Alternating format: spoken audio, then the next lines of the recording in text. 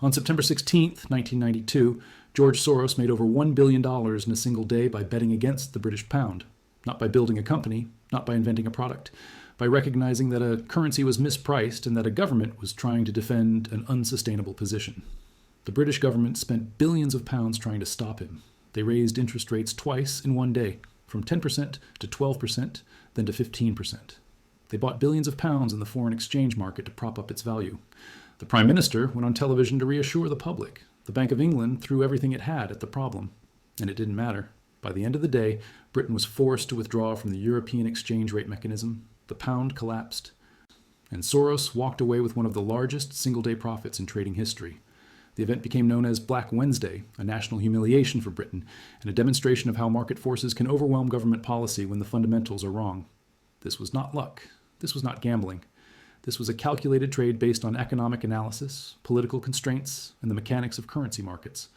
Soros identified a structural problem, understood the incentives, and executed a trade that forced the British government to choose between economic rationality and political commitment. They chose rationality. Soros got paid. This is the money timeline. Today we're going to examine how George Soros broke the Bank of England. We'll look at the European exchange rate mechanism and why Britain joined it, why the pound was vulnerable, and how Soros identified the opportunity, how the trade was actually executed and the mechanics of shorting a currency at scale, how the British government tried to defend the pound, and why their efforts failed and what the collapse meant economically and politically. This is not about speculation versus fundamentals. This is about what happens when a government tries to maintain a currency peg that the market knows is unsustainable. To understand why Soros could break the pound, you need to understand the European exchange rate mechanism, or ERM. The ERM was created in 1979 as part of the European monetary system. The goal was to reduce exchange rate volatility between European currencies and create monetary stability in preparation for a potential single currency. Member countries agreed to keep their currencies within a narrow band relative to each other, typically plus or minus 2.25% from a central rate. This system required coordination. If a currency started to weaken and approached the lower limit of its band, the country's central bank would intervene. It would buy its own currency using foreign reserves, which would increase demand and push the price back up. Other member countries were also supposed to help by buying the weak currency and selling the strong one. The system worked as long as the fixed exchange rates reflected underlying economic fundamentals. Britain joined the ERM in October 1990 at an exchange rate of 2.95 Deutsche Marks per pound. This was a political decision as much as an economic one. Prime Minister Margaret Thatcher was skeptical of the ERM and European integration, but her government was under pressure from pro-European factions within the Conservative Party. Joining the ERM was seen as a compromise, a way to participate in European monetary cooperation without committing to a single currency. The problem was the entry rate. At 2.95 marks per pound, the pound was overvalued. Britain's economy was weaker than Germany's. Inflation was higher. Interest rates were higher. Productivity growth was lower. The British economy needed a weaker currency to remain competitive, but the ERM locked the pound at a rate that favored Germany's stronger economy. Germany, meanwhile, had just reunified. East and West Germany merged in 1990, and the German government was spending heavily to rebuild the East. This created inflationary pressure, which the Bundesbank, Germany's central bank, countered by raising interest rates. Higher German interest rates made the Deutsche Mark more attractive, which put downward pressure on other ERM currencies, including the pound. Britain faced a dilemma. To keep the pound within its ERM band, Britain had to match German interest rates or intervene in currency markets. But raising interest rates would slow the British economy, which was already in recession. Britain needed lower rates to stimulate growth, but the ERM required higher rates to defend the currency. The economic fundamentals and the political commitment were pulling in opposite directions. By mid-1992, this contradiction was obvious to anyone paying attention. Speculators, including George Soros, recognized that Britain could not maintain the peg indefinitely. Either the economy would suffer until the government gave up, or the government would devalue or exit the ERM. Either way, the pound was going to fall. The only question was when. George Soros did not bet against the pound on impulse. He and his team at the Quantum Fund conducted extensive analysis of Britain's economic position and concluded that the pound's position in the ERM was unsustainable. The first issue was the exchange rate itself. At 2.95 marks per pound, the currency was overvalued relative to Britain's economic fundamentals. British exports were uncompetitive. The trade balance was deteriorating. The economy was in recession. Businesses were struggling. Unemployment was rising. The currency needed to weaken to restore competitiveness, but the ERM prevented that adjustment. The second issue was interest rates. To defend the pound, Britain had to keep interest rates high. But high interest rates were crushing the domestic economy. Mortgage rates in Britain were tied to the Bank of England's base rate. So when rates rose, homeowners faced higher payments. Consumer spending fell. Investment declined. The recession deepened. The longer Britain stayed in the ERM, the more economic damage it inflicted on itself. The third issue was political constraints. The British government had staked its credibility on maintaining the ERM peg. Prime Minister John Major and Chancellor of the Exchequer Norman Lamont had repeatedly insisted that the pound would not be devalued. Exiting the ERM, or devaluing, would be seen as a policy failure and a political humiliation. The government was committed to defending the peg, even as the economic costs mounted. The fourth issue was Germany. The Bundesbank was focused on controlling inflation in Germany, not on supporting the pound. German interest rates were rising, which made the Deutsche Mark stronger and put more pressure on the pound. The Bundesbank was not going to lower rates to help Britain. The two economies had different needs, and the ERM forced them into a one-size-fits-all monetary policy that did not fit. Soros recognized that this situation was untenable. The British government was trying to defend a currency peg that the market knew was wrong. The longer they held on, the more reserves they would burn and the more economic damage they would cause. Eventually, they would have to give up. The question was how to profit from that inevitability. The strategy was simple. Short the pound, borrow pounds, sell them for other currencies like Deutsche Marks or dollars, and wait for the pound to fall. When the pound devalued or Britain exited the ERM, buy back the pounds at the lower price, repay the loan, and pocket the difference. The risk was that the government would successfully defend the peg. The reward was enormous if the peg broke. Soros believed the peg would break. The economic fundamentals were too misaligned. The political will would eventually crack under pressure, and the market would test that will by selling pounds in massive volume. If enough speculators attacked the pound simultaneously, the Bank of England would not have enough reserves to defend it. The trade was not about gambling. It was about identifying a structural flaw and exploiting it. Shorting a currency is conceptually simple but operationally complex, especially at the scale Soros was operating. To short the pound, Soros's quantum fund borrowed billions of pounds, primarily from banks and financial institutions, willing to lend short-term. These loans were typically very short-term, often overnight or a few days. The fund then sold those pounds in the foreign exchange market, converting them into other currencies, primarily Deutsche Marks and US dollars. The position was massive. Reports suggest Soros's fund shorted roughly $10 billion worth of pounds. This was not a single transaction.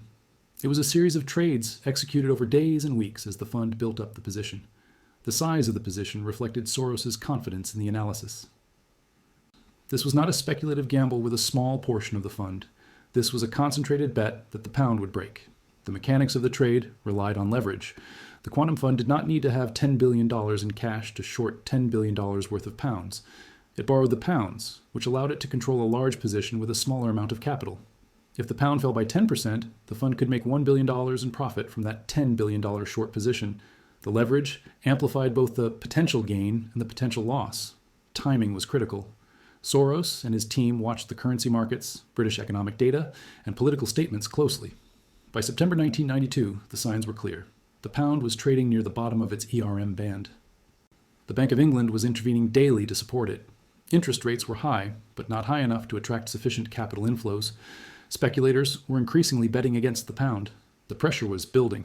Soros was not alone. Other hedge funds, banks, and institutional investors were also shorting the pound. This created a self-reinforcing dynamic. The more speculators sold pounds, the more pressure the Bank of England faced. The more reserves the bank spent defending the pound, the clearer it became that the defense was unsustainable. The market smelled blood. On the days leading up to September 16th, the selling intensified. The Bank of England was buying billions of pounds to keep the currency within its ERM band.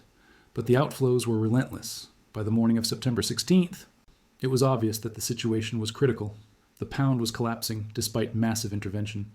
The government faced a choice: raise interest rates dramatically to defend the currency, or give up and exit the ERM. September 16th, 1992 became known as Black Wednesday, though some later called it White Wednesday because the forced exit from the ERM ultimately benefited the British economy.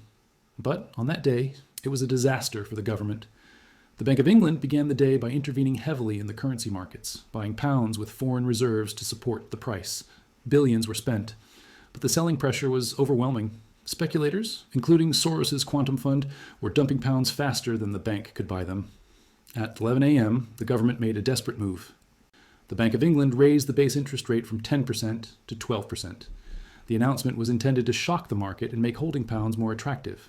Higher interest rates should, in theory, attract capital and support the currency. It didn't work. The market kept selling. The pound kept falling. At 2:15 p.m., the government made an even more desperate move. They announced a second interest rate hike, this time to 15%. This was extraordinary. A 5 percentage point increase in a single day would devastate the economy. Mortgage holders would face crippling payments.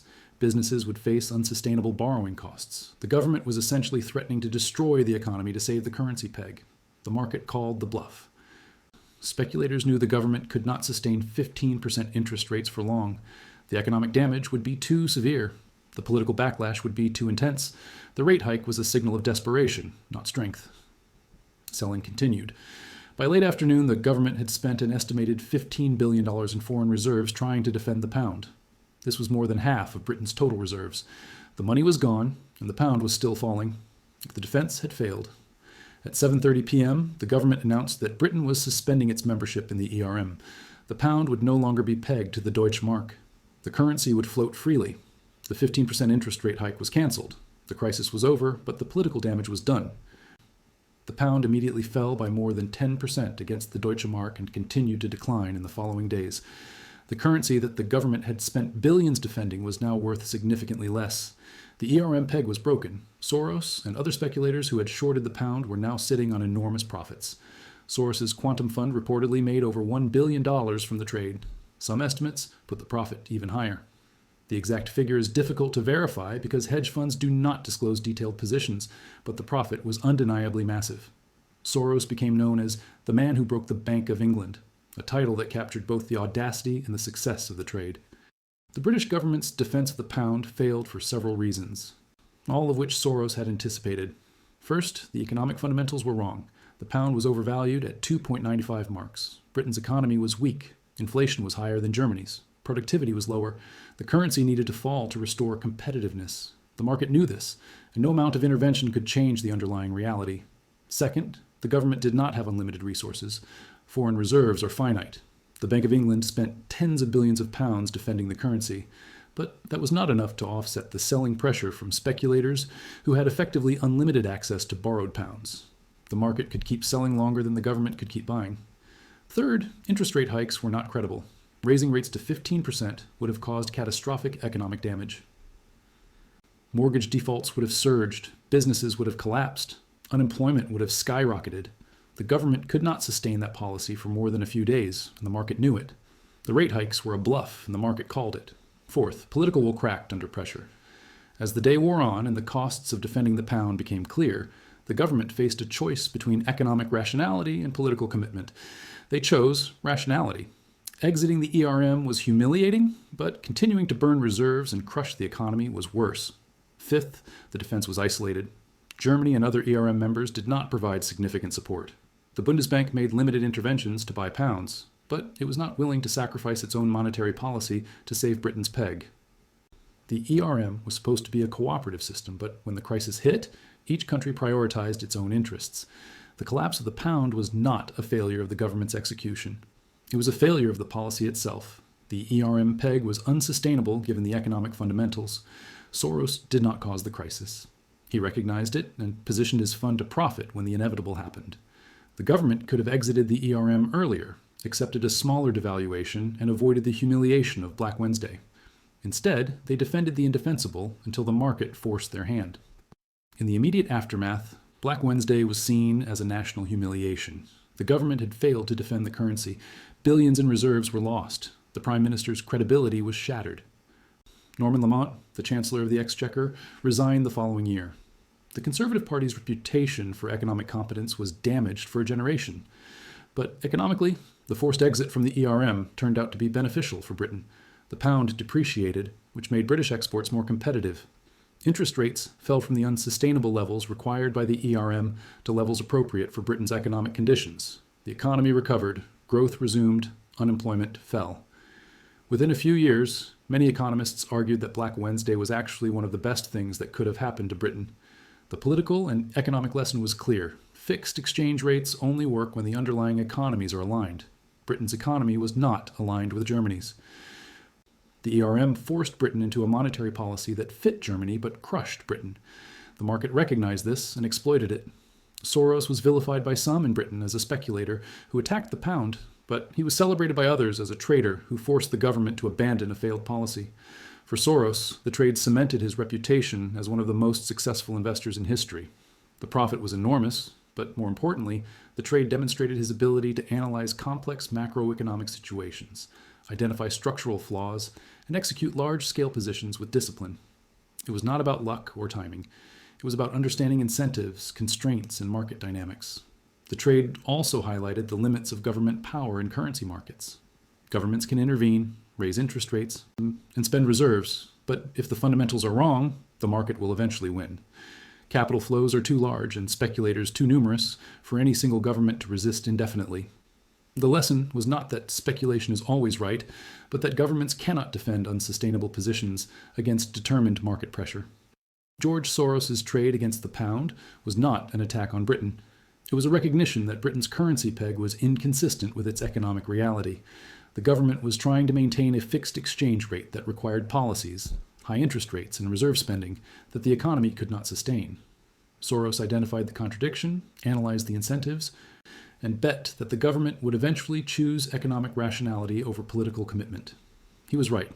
The market forced the adjustment that the government was unwilling to make voluntarily.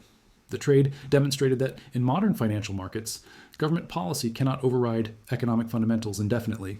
Fixed exchange rates, currency pegs, and capital controls only work when they align with underlying conditions. When they don't, the market tests them, and if the test reveals weakness, the policy collapses. Soros made over $1 billion by being on the right side of that test. The British government learned painfully that defending the indefensible is expensive and ultimately futile. The pound fell, the economy recovered, and the market moved on. Black Wednesday was a crisis, but it was also a correction, forcing Britain out of a system that was never right for its economy. Thanks for watching The Money Timeline.